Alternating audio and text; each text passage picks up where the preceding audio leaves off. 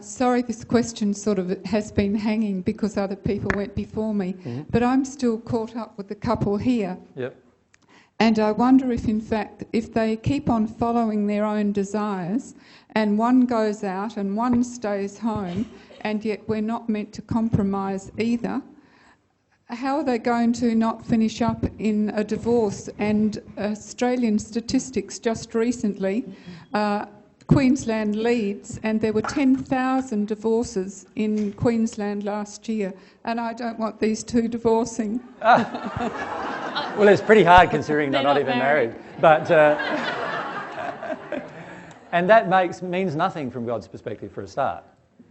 Love is the binding factor anyway. So straight away, as soon as you're in love with somebody, there is a relationship established, and from God's perspective, there is a soul transaction going on. That's what's happening.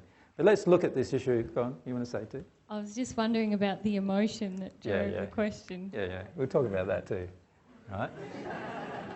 Well, you're worried about people divorcing, right? And you're worried about how much compromise has to happen to keep them together. Well, really what you believe is that you should compromise to stay together. And if I'm saying to you is if you've got to compromise to stay together, why are you together? You're only together because you're holding on to this principle of a marriage.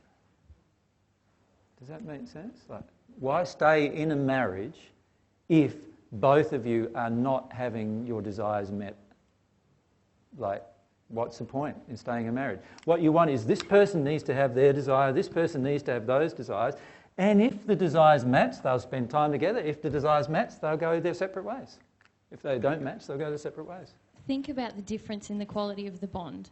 If AJ and I are living together and every day I squash a desire just to make him happy, and every other day he squashes a desire just to make me happy. So, and we do that for 20 or 30 or 40 or 50 years, at the end of it, we'll be sitting there in front of the telly resenting each other because we're not expressing who we truly are.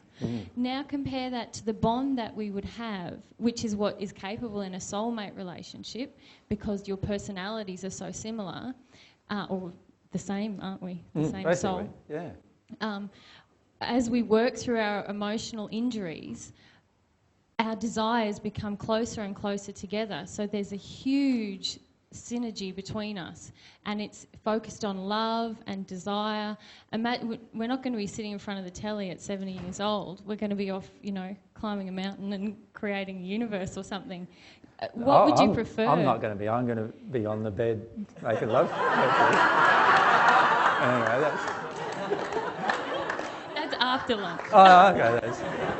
That's after we do the other things, is it? And in the meantime, when I have a desire that's driven, or one of us has a desire that's not matching the other, if we each follow our own desires, but we're humble and on the divine love path, our error is going to be exposed. So, but if we squash it, how are we going to find our error? How are we going to confront that emotion? Yeah.